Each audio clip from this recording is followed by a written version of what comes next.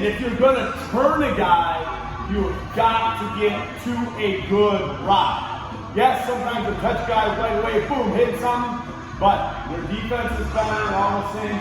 If we get a ride time point in college, they win like 90% of the time or something like that. So the ride becomes, I didn't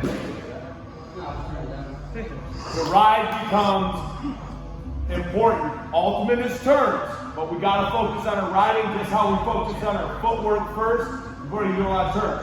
The very first thing that we want to be able to know that everybody in this room can do is inside position control off the whistle.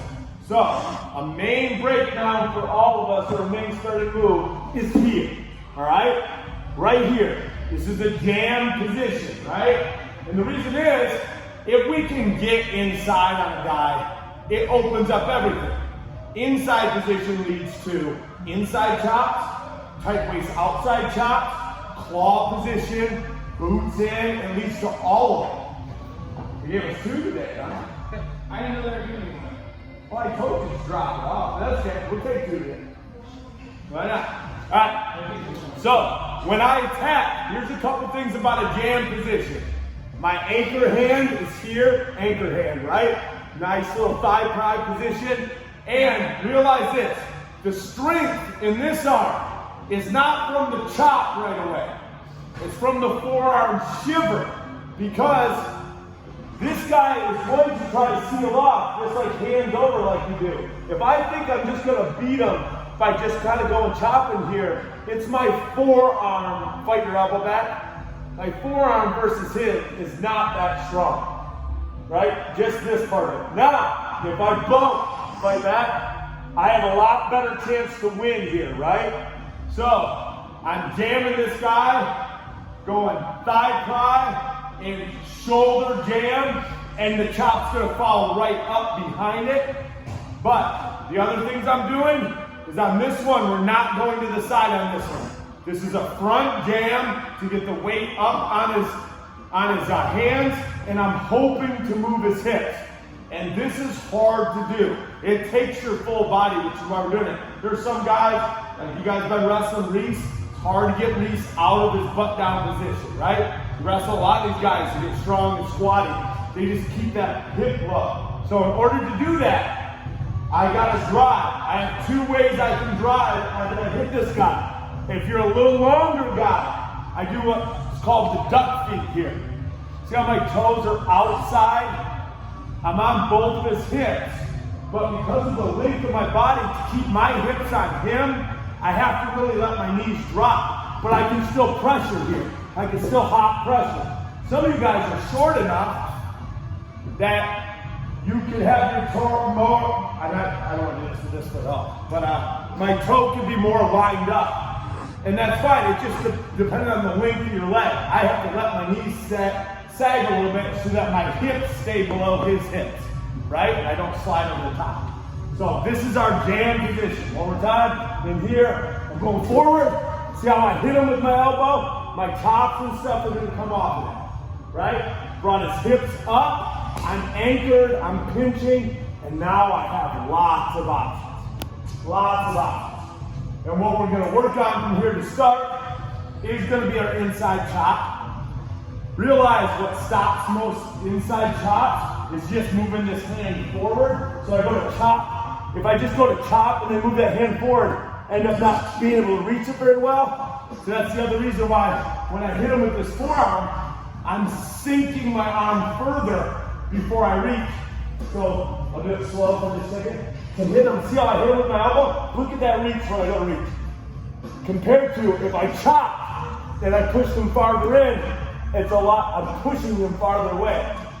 My elbow shoved forward first, and now I'm reaching, and I'm driving over that elbow right here. In ride position is, just to show it, ride position is being on the same side as the near side wrist, and coming out heavy, and allowing this hand to be up his butt if his butt's in the air, a lot of weight on his back and shoulder. I can drive him down. I can reach here for tight waist, but ride position with the near side wrist is to drive forward and be heavy here. picking up and drive, sinking tight waist, but I'm off to the side, and I'm heavy with that guy. Questions about this ride position? Let's just play with it, walk around, and then we'll do some drills. 1, 2. So, when I do this right, turn this way for a second, the nice thing is, and even if I fully extend my legs before I come in, even if I really use that push to fully extend, look where I'm at right here, right? Am I on my knees at all? If anything, he's got some weight from my knees on him. I have options here. I got lots of things I can do. I'm not here where it's like, I still got some things I do, but like I'm gonna be reaching, I'm gonna have to pull him back in if he goes to a sit. It's a worse position, right? So work on that. Don't get caught on that knee just for that initial jam. It's not great. If you go outside, you still are a little bit more limited, but I get that some people have to use pressure. If I'm gonna jam and I'm gonna go outside, notice I wanna be on my toes. So guys are out here, enough so that they can bring this hip in. Which one's laying on the side out? The inside one, right? Because if I'm gonna use that, now again, this is a hard position. I lose a little bit of my ability to come to that other side as quickly, but I have a lot of the same options. I can run to this and drag them down into that position. Great. But don't get caught in the stupid area in between. It's one or it's square on. And everything I'm doing today is square on to get guys used to that. But a couple guys, if you're not good at square on and you do tend to go to the side, make sure we're staying on our damn toes, getting to the side, using maybe that inside leg as some leverage when we need to pull them down and move them, all right?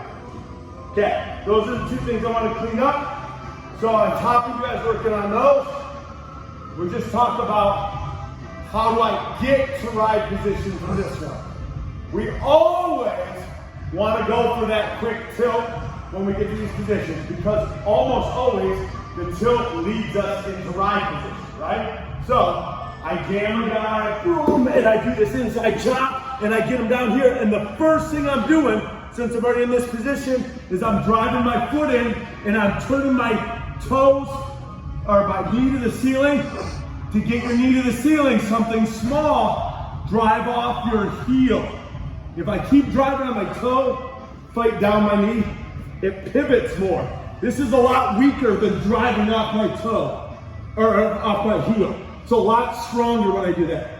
One, maybe I get a tilt off this. Maybe I don't. But either way, it's so much easier to come up to ride position because when I come up to ride position, I can either A, choose to throw my boot. For those that like to do boot, right here as he's fighting over, I'm catching him above that knee, coming up with the inside wrist and boot position.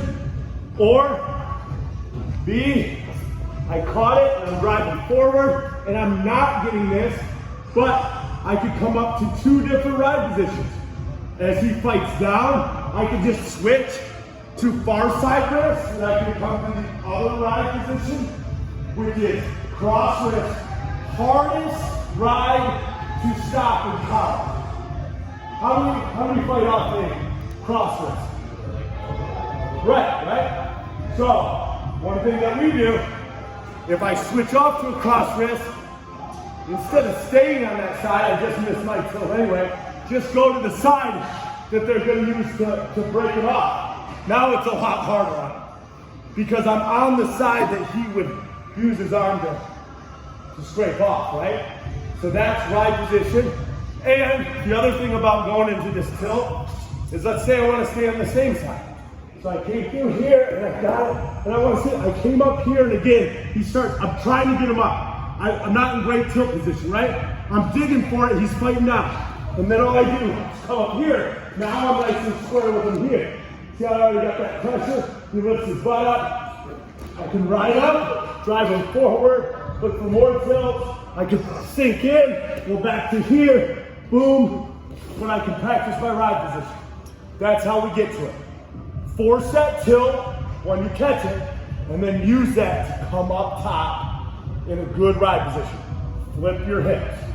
That's what it is. I'm driving And then when I'm ready to come up, I either go crossbody, flip my hips this way, or here I'm driving, I keep this one, he's fighting down, and I flip my hips here, right? Either way, when I flip my hips, it puts a lot of weight up on my arm, which is on his back.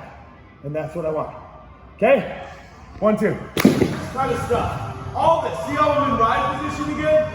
I'm turned. The weight's over here. I can reach up his butt. Turn his ankle up.